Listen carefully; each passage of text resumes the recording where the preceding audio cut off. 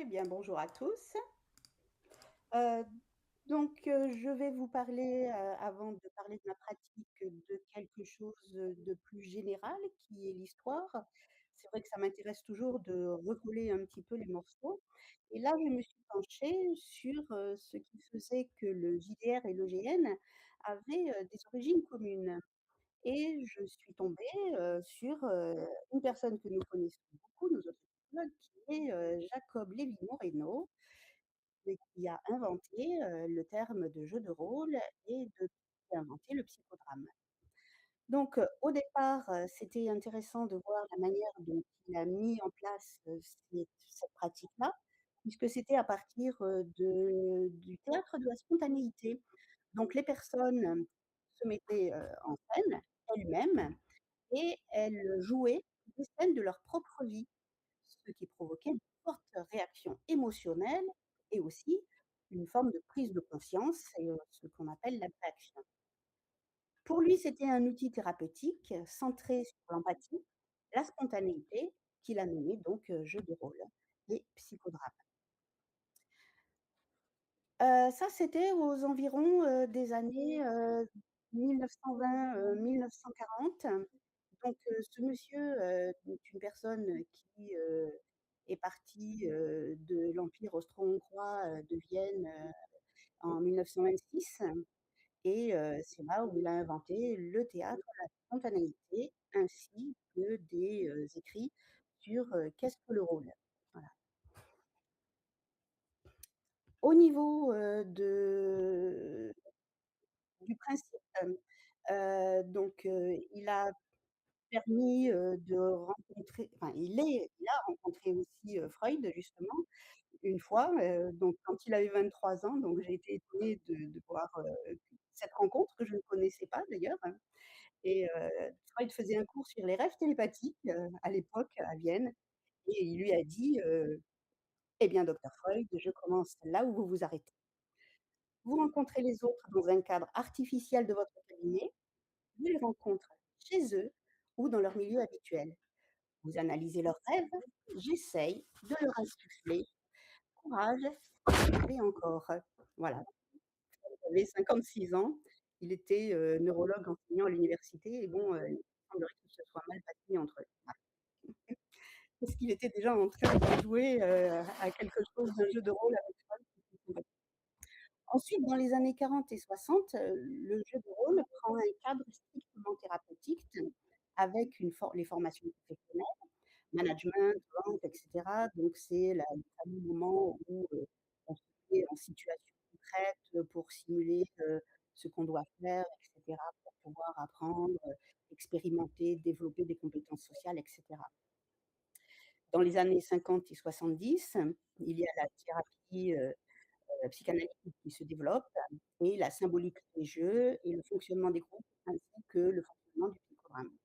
Et c'est là où on voit, K.S. arriver, Anzieux, tout ça, ils mettent, une forme, de cadre particulière pour pouvoir jouer des scènes qui sont avec des choses dont on a à voir dans le groupe, mais aussi par rapport à soi-même et ils déclinent ça sur, les personnes qui sont psychotiques à qui le psychodrame n'était pas obligatoire. Anzieux, lui, était avec, les enfants et les adolescents et moi j'ai mis en place un psychodrame avec les enfants autistes pour qu'ils aient, la possibilité, de pouvoir jouer et il y a des déguisements, donc ils peuvent, utiliser ce qu'ils ont envie. Et puis, nous avons une transformation, importante dans les années 70 qui se passe au niveau, du jeu de rôle. Qui devient un loisir pour les jeunes adultes entre 20 ans et 30 ans et c'est là où nous avons, en 74, Donjons& et Dragons qui sort. Les personnes qui l'ont créé, Gary, Jacques et Eve Anderson avaient 26 ans et 36 ans. Voilà. Donc heu, Ils ont inventé le maître du jeu et les règles structurées avec des dés et des personnages en quête dans un monde médiéval. Et à partir de là, on est arrivé en 1974 à commencer à pouvoir, se mettre en scène, heu, dans la réalité. Et dans les années 80, enfin, le grandeur nature arrive, en 1982 exactement en Angleterre, avec la mise en scène dans la réalité de Treasure Trap dans un château, anglais. Et là, on se met en scène directement dans la réalité, mais aussi en gardant quelque chose de l'ordre, de l'imaginaire. Le live action role playing game arrive et donc soit en plusieurs jours, soit en un jour avec les murders et les killers. Et donc cet élément en 1982 devient le point de départ, du GN. Enfin, c'est ce qu'il prend comme point de départ. L'ère du numérique arrive avec les années 2000 jusqu'à aujourd'hui et là on repart un petit peu en arrière avec le retour, à des jeux sérieux, on appelle ça les serious games.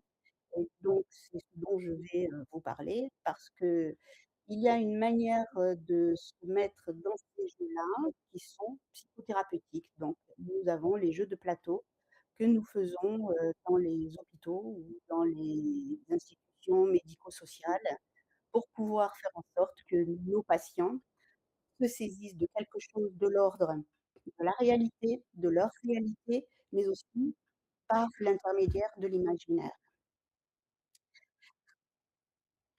Et donc, c'est pour ça qu'il est important de jouer avec les patients, parce que le jeu est un médiateur entre le soignant et le soigné.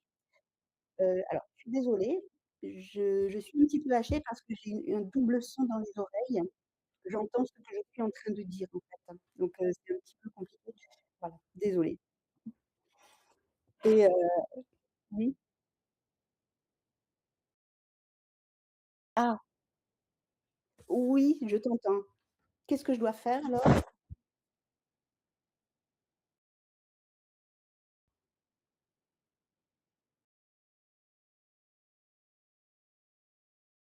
Alors j'ai fermé la fenêtre, c'est parfait. Non, je m'entends encore. Alors je vais, voir. Est-ce que c'est bon cette fois-ci? Oui, c'est bon cette fois-ci, ça va beaucoup mieux. Donc, j'en étais aux jeux sérieux. Donc maintenant, c'est ce qu'on appelle, ben, ces jeux sérieux où justement on prend un objectif qui est beaucoup plus psychothérapeutique et ce qui permet, effectivement de pouvoir, instaurer des jeux de plateau, en hôpital ou dans les centres médico-sociaux avec, des personnes qui sont, soit en déficience, sociale, donc avec une difficulté à pouvoir avoir des comportements sociaux adaptés, soit avec des personnes qui sont en déficit d'imaginaire. Et donc cela permet de pouvoir, créer quelque chose de l'ordre de l'imaginaire chez ces personnes-là, par rapport au groupe, mais au-delà du groupe parce que, sinon c'est des groupes qui sont, simplement, comme les alcooliques anonymes et là c'est pas du tout la même chose. Il y a une médiation qui est le jeu et qui est extrêmement intéressante et qui permet de pouvoir se décaler. Parce que la personne ne s'adresse plus aux autres comme étant des autres, mais elle s'adresse aux autres comme étant des personnages joueurs, avec un autre jeu, avec un autre background. Elles ont un autre jeu, un autre background. Et là, on voit émerger des choses très intéressantes au niveau de se mettre en scène pour jouer la vie, imaginer, parce qu'on part de ce qu'on est et de ce que l'on veut être, des parts sombres aussi que l'on n'aurait pas testées, pour pouvoir faire en sorte de d'avancer au niveau de nos processus psychiques et de nos processus sociaux. Voilà. Donc, créer ce rôle-là permet justement d'être en immersion. Au niveau du GN, ça permet de pouvoir être à l'extérieur, dans la réalité de ce que l'on veut faire, alors que sur le jeu de plateau, on est sur une chaise autour d'un MJ. Et là, avec le MJ, il faut vraiment avoir une imagination pour imaginer que l'autre n'est pas l'autre, mais qu'il est un rôle. Alors que lorsqu'on est dans le GN, dans la nature et avec des autres autour d'un feu de camp, bah, on est quand même autour d'un feu de camp. C'est-à-dire qu'il y a toute la sensorialité qui est mise en jeu. Alors que sur le jeu de plateau, ça n'est pas mis en jeu. D'où mon intérêt pour le GN en tant que psychothérapie. Pourquoi? Parce que lorsque ça fait, depuis, 2001 que je fais des GN et j'ai vu des choses, assez, intéressantes, au niveau de la manière dont les personnes, vivent ça et la manière dont ça les structure psychiquement, en fait. Par exemple, une fois, bon, on arrive dans un camp et puis on fait du hors-jeu, parce qu'on était un peu fatigués, ça faisait 2 jours qu'on était là et à un moment donné, personne ne savait que j'étais psy bien évidemment, hein, vous imaginez bien et heu et donc il y a une personne qui se met à parler comme ça devant tout le monde et puis elle dit, bon, on buvait un petit coup bien évidemment, hein et heu et elle dit, «Moi avant de commencer les GN, j'étais hyper timide, je n'osais pas parler aux autres». J'étais, dans mon lit avec mes jeux vidéo, et puis un jour, j'ai un ami qui m'a emmenée là et heu et elle dit: «Depuis, j'évolue même dans ma vie. J'arrive à parler aux autres, je ne suis plus timide du tout et d'ailleurs je suis en train de vous parler de vous maintenant» et donc tout le monde a applaudi, on était super contents et tout, on a rigolé et moi ça m'a fait comprendre qu'il y a quelque chose à creuser par rapport à cette réalité. Donc on le voit aussi, hein, sur les jeux de plateau, quand on est en psychiatrie ou quand on est, dans le médico-social, on voit que ces jeux de plateau mettent en place certaines choses au niveau des compétences, sociales, et personnelles, hein. Et donc par rapport à ça, ça nous permet d'avoir non seulement une réalité physique, mais de jouer avec un imaginaire en fonction des autres, c'est-à-dire de la narration qui est faite par le GN et par le MJ. Donc, ça nous permet de créer, un lien avec nous et avec les autres. Donc, non seulement par rapport à notre c'est un peu compliqué parce que c'est comme un effet de miroir, hein. On est avec soi, mais on est avec le perso, on est avec les autres, mais ils sont autres et on est dans un endroit qui est réel, mais qui en même temps ne l'est pas, puisque c'est une néo-réalité en fait. Donc c'est intéressant de voir qu'il y a une espèce de décalage entre les différentes strates psychiques, entre les uns et les autres. C'est aussi une tentative de fonder une nouvelle identification grâce à cette narration et en fonction parce qu'elle a quelque part la fonction d'intermédiaire et de faisant lien entre le groupe, donc culturel hygiéniste, mais culturel aussi extérieur de ce qu'on vit dans la société, en même temps avec le groupe familial que l'on se crée dans le GN, mais aussi à l'extérieur de notre groupe familial, donc des échos du groupe familial, de la société, mais aussi de l'autre qu'on est à l'extérieur, qui entrent à l'intérieur de notre personnage quand on le crée de manière inconsciente, bien évidemment, et ce qui nous permet de jouer des choses qu'on n'oserait pas faire à l'extérieur, mais en écho à ce qu'on a vécu. C'est les choses dont je me suis aperçue, pardon, et sur lesquelles je travaille. Donc, heu, c'est un jeu qui, alors, sans parler vraiment des nœuds, borroméens, lacaniens avec lesquels je ne suis pas très familière, mais je vois bien qu'il y a des choses, qui sont, similaires hein, puisqu'il y a la réalité, parce qu'il y a l'imaginaire et qu'il y a le symbole, en fait, derrière de tout ce qui est de ces jeux-là et cetera. Voilà. Je n'ai pas encore creusé la question de ce côté-là. J'y ai pensé cet après-midi, en fait, tout simplement et comme je ne suis pas familière, voilà, c'est peut-être des choses, à creuser.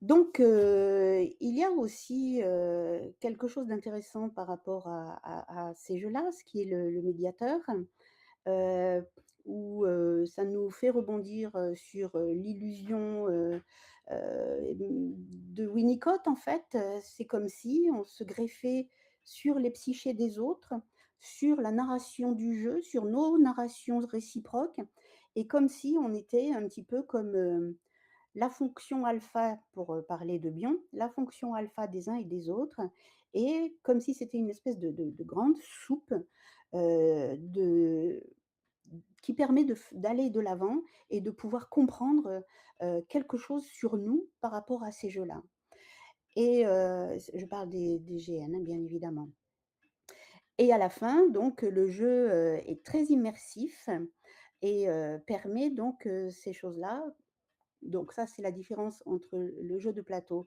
et le GN et il y a des similarités entre les 2 et il y a des différences entre les 2. Et là, c'est intéressant de voir, donc comme on a travaillé avec Corentin sur les mécaniques des jeux, de voir dans celui-là quelles sont les mécaniques et est-ce que le fait, d'être dans cette réalité, réelle extérieure, serait quelque chose qui soit plus, structurant ou plus, enrichissant au niveau de la capacité à pouvoir, transformer, quelque chose, de notre psyché au contact des autres dans cette forme-là.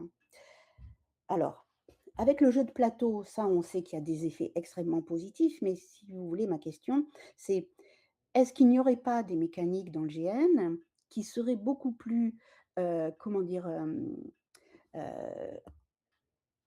Prenantes et transformantes par rapport à cette capacité de pouvoir, être, avec les autres et de résoudre, hein, les problèmes qui nous ont amenés, à être dans cette psychothérapie, hein, voilà, puisque ça je pense que c'est important de dire que à ce niveau-là, ce serait psychothérapique, alors que quand je l'ai fait, ça ne l'est pas, ça ne l'était pas. Même si ça l'était, parce que qu'est-ce que c'est que la psychothérapie aussi? Donc pour faire ce genre, de recherche, je m'étais, parce que j'avais fait ces recherches donc sur le psychodrame, mais c'était en hôpital psychiatrique, hein, et avec des enfants, autistes multicarencés, enfin il y en avait, des autistes, des multicarencés, voilà. Et donc j'avais utilisé les méthodes mixtes de recherche qui sont, des méthodes, quantitatives, donc avec statistiques, figures, tableaux et qualitatives, donc narration, relation, psychique. C'est ce qu'on appelle les MMR et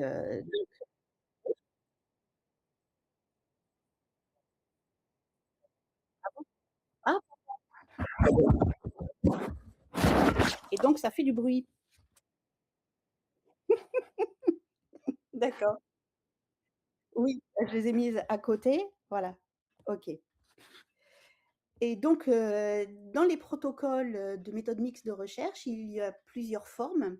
Il y a les convergents, les explicatifs, les exploratoires, les nichés et cetera. Donc ce sont, des espèces de de phrases, mathématiques et donc le mien s'appelle, exploratoire niché. C'est-à-dire qu'il permet de généraliser les résultats que j'ai pu avoir, en psychodrame et de renforcer l'expérience de l'intérêt du psychodrame sur cette population d'enfants régressés au niveau imaginaire et social, bien évidemment. Ce qui a permis d'avoir des résultats qui ont mis en évidence que le processus psychique de démantèlement sensoriel existait bien, puisqu'il est apparu en courbe, donc grâce aux statistiques, mais aussi ça a montré qu'il existait un autre mécanisme que je n'avais absolument pas du tout envisagé, puisque c'est ça aussi la recherche, hein, on a des hypothèses et puis des fois, on tombe sur des choses incroyables et on se dit: «Mais qu'est-ce qu'on a trouvé?» Qu'il y avait donc un autre élément psychique à l'intérieur du démantèlement qui s'appelait, qu'on a appelé parce que je l'ai fait avec une neuroscientifique et donc on a appelé cette, partie search qui à l'intérieur de ce démantèlement permet de pouvoir, avoir des éléments d'apprentissage. Donc elle m'a expliqué un tas de trucs par rapport aux neurones qui se reconnectent et donc entre le démantèlement et le remantèlement, dans cet élément-là, ça permet de pouvoir se reconnecter. Donc, dans le psychodrame, bien évidemment, et ça, c'est très intéressant. Voilà, donc j'essaye de relier le psychodrame avec, le GN, le JDR et cette méthode, essayer d'en faire quelque chose pour mettre en évidence ce qui est le plus juste, au niveau, de la psychothérapeutique, des personnes, hein, voilà. Donc, en guise de conclusion, heu la question, que je me suis posée, c'est qu'on parle de jeux de rôle, on parle de grandeur nature, mais il me semble que les enfants, le font depuis, des centaines d'années. Quand on joue à la dinette, ou quand on a une cabane, ou quand on joue aux gendarmes et aux voleurs, peut-être que c'est simplement des jeux de rôle qu'ils faisaient les enfants et que maintenant nous avons, réussi à faire en sorte, de faire jouer aussi les adultes, qu'ils soient jeunes, moins jeunes et qui soit, justement, ouvert à ces pratiques pour pouvoir, continuer à jouer et à éprouver, de la joie et du bon sens. Voilà. Donc j'ai fini. Laurence, c'était bon, je te coupe pas pendant ta Non, présentation. non, Non, c'est bon, non, j'ai super. terminé. Alors j'ai un petit peu écourté parce que voilà, alors le côté effectivement, méthode mixte, c'est intéressant, mais c'est un peu, voilà, je vais pas le dire là, maintenant, c'est trop c'est compliqué quoi, en fait, je trouve. Ouais, mais Sauf j'aurais pas mal de questions, effectivement, et notamment sur la notion de démantèlement dont tu as parlé, et peut-être on pourra revenir un petit peu dessus pour comprendre un peu de quoi il s'agit. Moi, alors avant peut-être, donc je m'adresse au chat, si vous avez des questions, des remarques par rapport à cette présentation, par rapport à ce qui s'est dit sur le GN, n'hésitez pas. Moi, je vais commencer. J'ai deux, trois petites choses à te demander. mmh, Bon, j'ai senti dans le début de ta présentation que tu traçais, en tout cas, il y avait comme ça la tentative de créer une filiation, un lien entre ah, le psychodrame et la question du jeu de rôle. Alors, mmh. évidemment, on le retrouve aujourd'hui, on va dire, les commentateurs ou les théoriciens du jeu de rôle font évidemment ce lien-là. Moi, je me demandais si tu avais notion éventuellement d'une filiation réelle d'une certaine manière. En fait, à commencer par Gygax et Hanson, est-ce que tu sais si ce sont des gens qui s'intéressaient au psychodrame, s'ils avaient une notion que ce truc-là existait? Est-ce qu'il y a un lien de filiation qu'on peut retracer ou pas? Non, pas avec eux. Non, non, pas du tout. C'était des personnes lambda, qui alors, le premier il était, comment on appelle ça? Il faisait des mathématiques, voilà, il n'était pas du tout intéressé par ça. Ce qui l'intéressait, c'est le jeu, en fait. C'était les jeux vidéo, voilà. Mais il y a pas de lien entre Psychodrame et les jeux de rôle qu'ils ont créés, Donjons et Dragons et les autres, hein, parce qu'ils en ont créé d'autres après. Et en fait, c'est Moreno, qui faisait les 2 en fait. Moreno, il faisait le jeu de rôle, puisque c'est lui qui a inventé le mot jeu de rôle.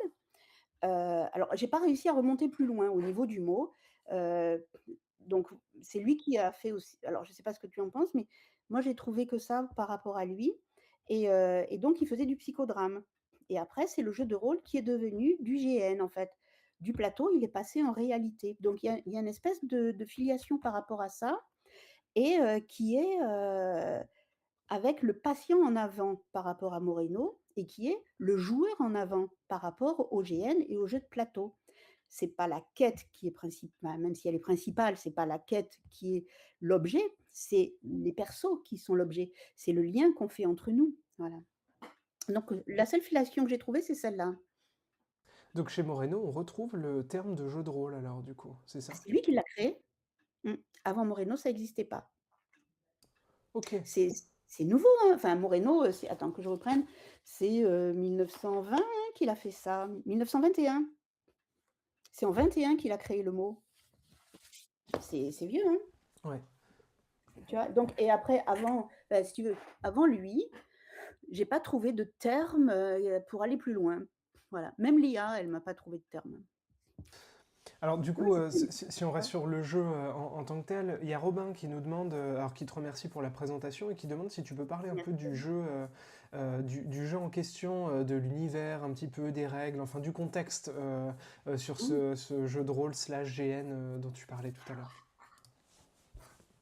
Oui, alors là, il faut que je reparte un petit peu dans le passé. Alors, le GN, donc, comme je vous l'ai dit, ça existe pour, le premier en 82, et donc moi j'ai commencé en 2001, et il a vraiment bien explosé, courant des années 90, et à l'époque, le grandeur nature qui était appelé aussi semi-réel, n'avait rien à voir avec les GN qu'on a aujourd'hui, style les Maslarp, style Candoria ou les Conquest, même Bicoline, ça n'a plus rien à voir. Enfin voilà, c'est devenu des choses différentes, et ça se décline maintenant avec, les Battle and Barbuck, les Troll Ball, et cetera.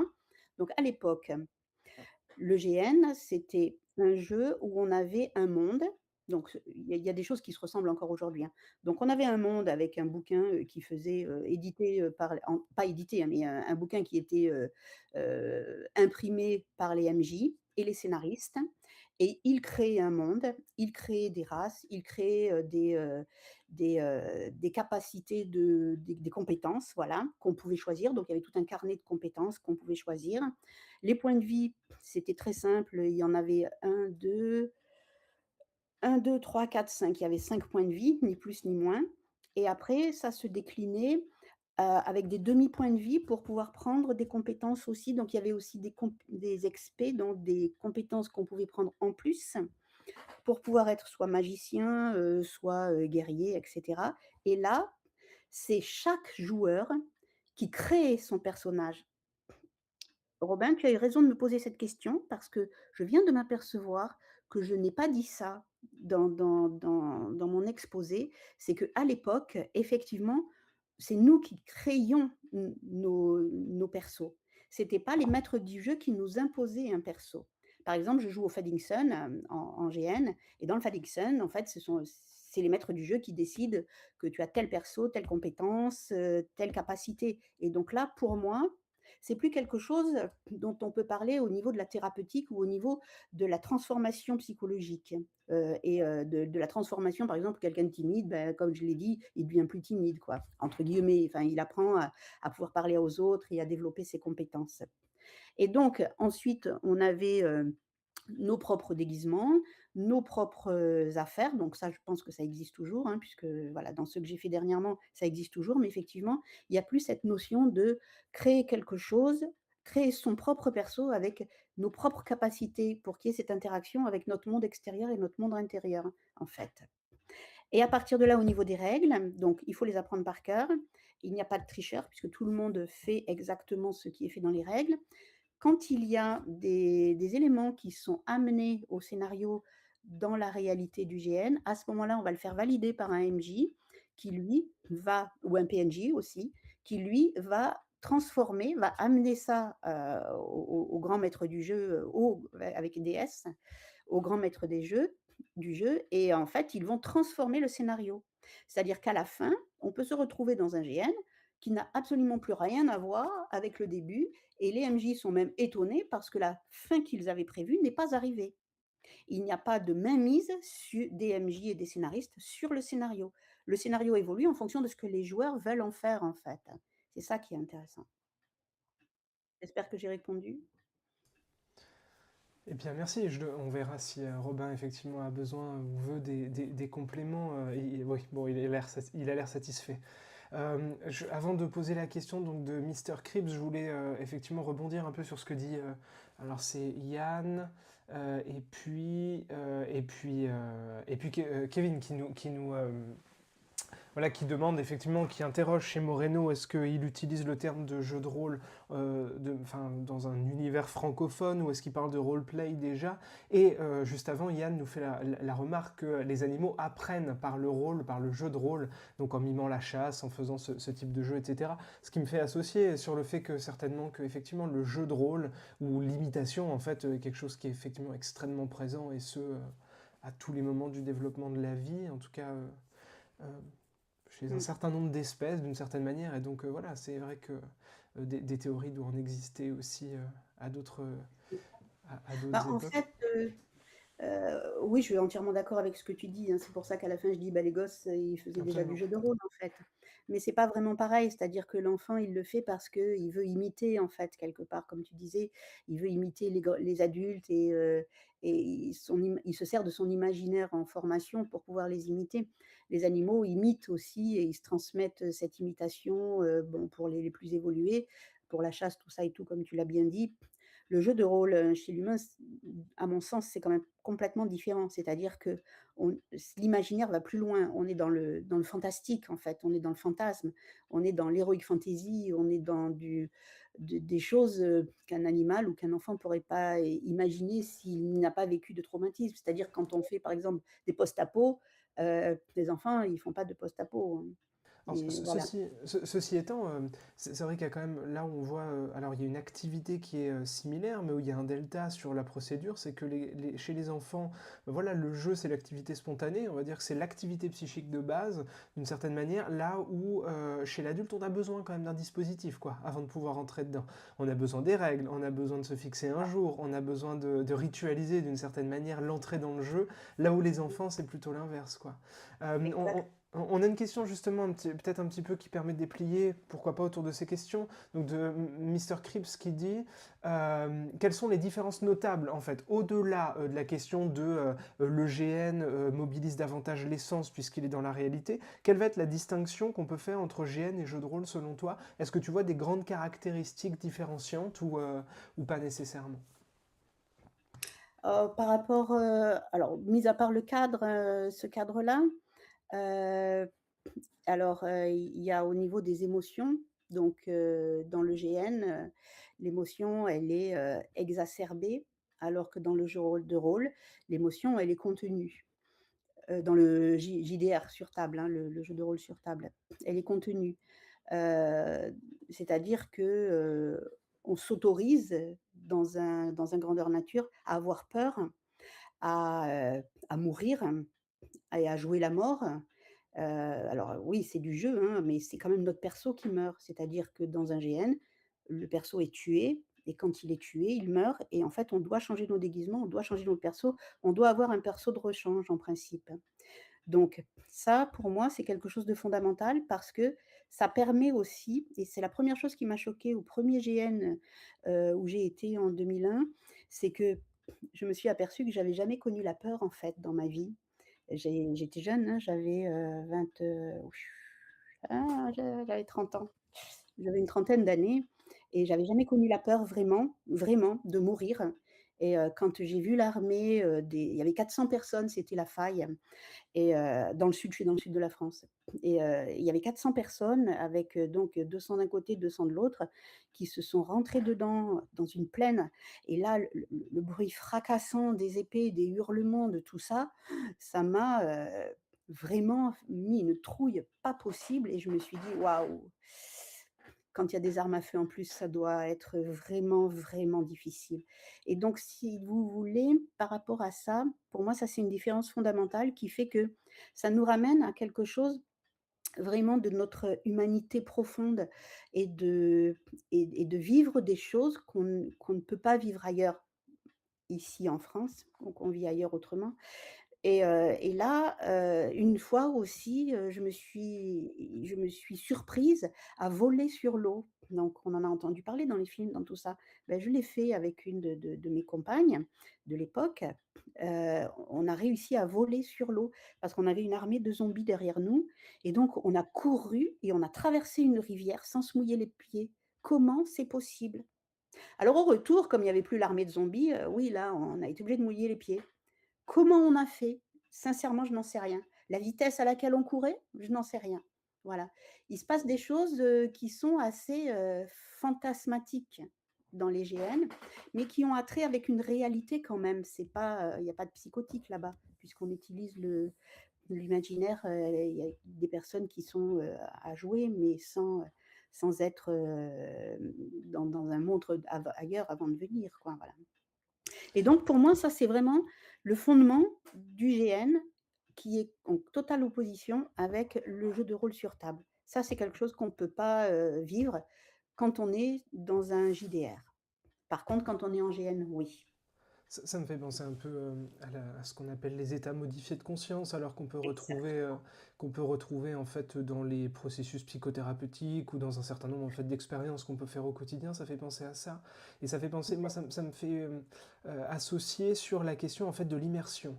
C'est-à-dire qu'il y a beaucoup l'idée, enfin je le travaille et je l'étudie pas mal, cette idée que la fiction en fait produit des expériences, en tout cas disons qu'on vit ou on fait un certain nombre d'expériences par procuration, que ça soit dans la lecture ou dans le jeu de rôle, etc.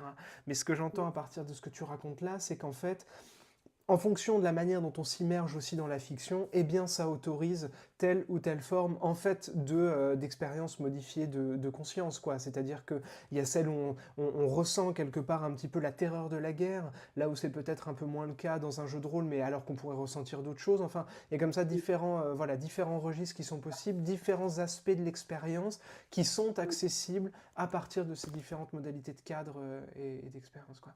Euh, Alors quand tu parles d'état modifié de conscience, ça me rappelle un élément, qui s'est passé, justement dans un GN. Heu, En fait, là, on était dans une taverne, donc c'était éclairé et moi j'avais mon garde qui était habillé en noir avec un sèche, on voyait que ses yeux. Et en fait, mon garde ne parlait pas, il était à côté de moi et donc je vais pour palabrer avec, les commerçants et à un moment donné, il y en a, il me dit: «Mais, tu n'as pas ton garde à côté de toi?» parce que moi j'avais pas d'épée, rien du tout, hein, et il me dit: «Si je veux, je peux te tuer d'un seul coup d'épée». Et là, je je lui dis: «Mais si, il est là, il est à côté de moi», et il me dit: «Non, tu es toute seule», et là, je comprends plus et je me dis: «Mais il voit pas, il est juste à côté de moi». Et j'insiste, je lui dis: «Il est à côté de moi. Si tu bouges ta main, tu es mort». Et là, d'un coup, il s'est réveillé, donc pour, faire écho à ce que tu dis, il l'a vu et il a fait: «Ah mais je l'ai pas vu», et après quand on a débriefé à la fin, je lui ai dit: «Mais tu l'avais vraiment pas vu?» Il m'a dit: «Non, non, je l'avais vraiment pas vu». Voilà. Bon, alors Bien. c'est intéressant. Du coup, voilà, ça produit une forme d'expérience quand même particulière. Et du coup, ça fait un peu Complètement. écho à la question de Florent. Comment avez-vous préparé les enfants à jouer au GN? Comment s'est déroulée l'explication des règles? Euh, voilà, est-ce qu'il y a eu, comment ça s'est passé en fait cette préparation? Comment est-ce qu'on introduit des jeunes, des enfants avec tout un tas de difficultés, en plus hein, qu'on peut imaginer sur le plan social, communicationnel, etc.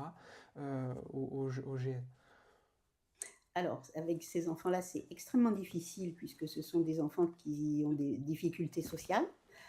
De Alors en fait, quand j'ai fait ce groupe-là, j'ai mélangé, un seul autiste avec un post-autiste et 2 autres qui étaient plutôt, dans des difficultés, plutôt extravertis, plutôt à beaucoup parler pour qu'il y ait d'un côté des personnes qui soient beaucoup plus retenues et d'autres des personnes beaucoup plus extraverties. Donc il y avait 4 enfants et donc avec ces 4 enfants-là, en fait, on était 4 adultes, il a fallu qu'on soit très présent et donc chacun avec eux comme si, comme je disais tout à l'heure, comme si on était des, des psychés à côté d'eux pour pouvoir les aider. Alors, le cadre était très strict, donc interdiction d'aller à tel endroit, donc avec avec un lieu, très fermé, tel endroit, enfin avec des choses qu'ils ne devaient pas toucher, par exemple, mais ils pouvaient les toucher aussi. C'est-à-dire que s'ils les touchaient, bah, à ce moment-là, il y avait un monstre qui sortait ou il y avait quelque chose d'autre qui sortait et ou alors le déguisement se transformait, donc on leur enlevait, on leur remettait et cetera. Donc au début, ils comprenaient rien du tout de ce qu'on faisait.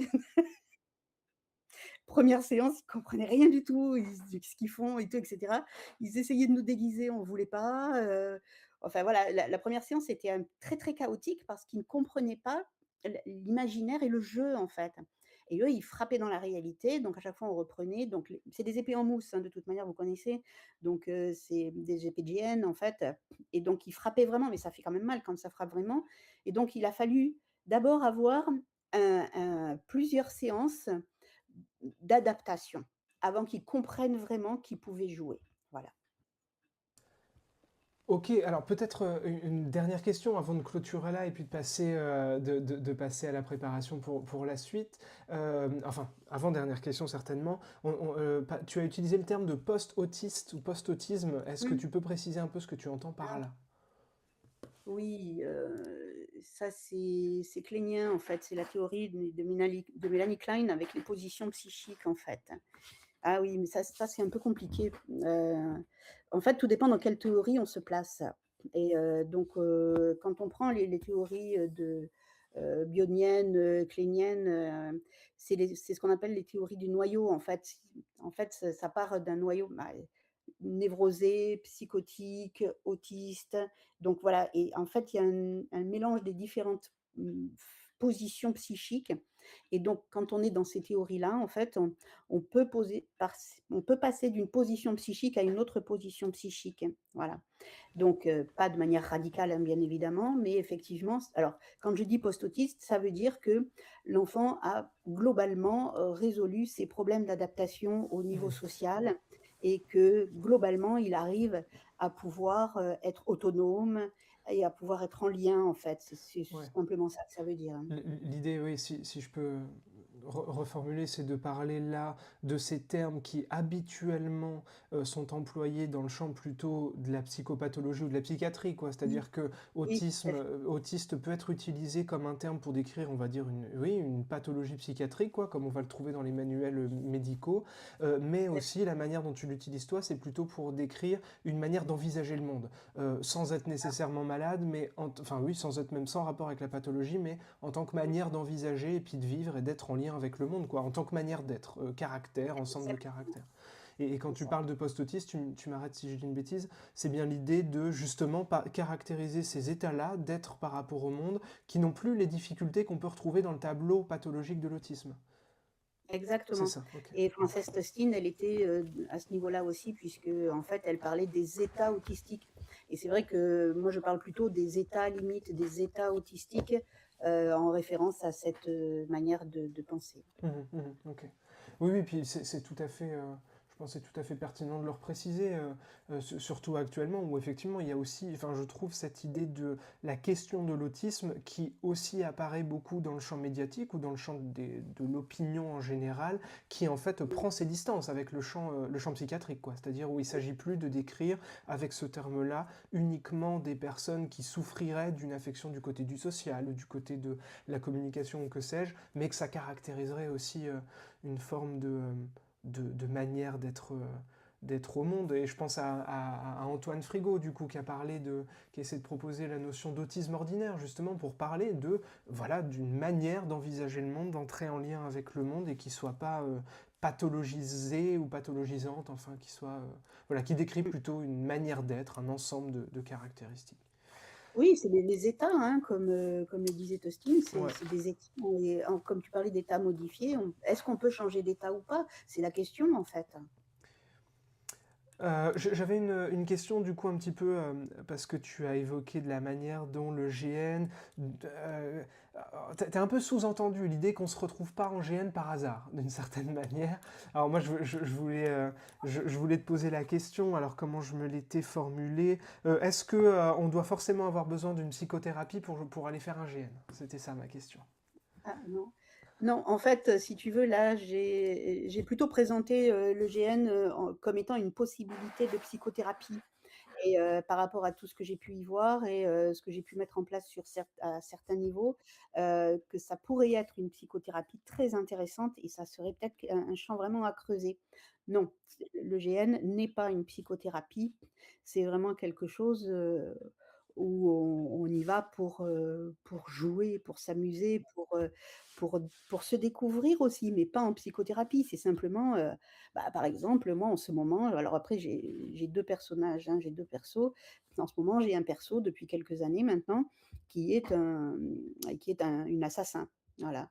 Dans la vie, je n'ai jamais assassiné quelqu'un, je suis sûre et certain, je vous promets, j'ai assassiné personne. Mais les persos, oui, j'en ai assassiné beaucoup des persos. Voilà, bon, tant pis pour eux, bon, ils ont fait autre chose et donc voilà, si tu veux, je pense que c'est une manière aussi de pouvoir, être ce qu'on n'est pas dans la réalité et pouvoir, s'autoriser à vivre autre chose et à découvrir des parts de notre humanité, qu'on ne connaît pas.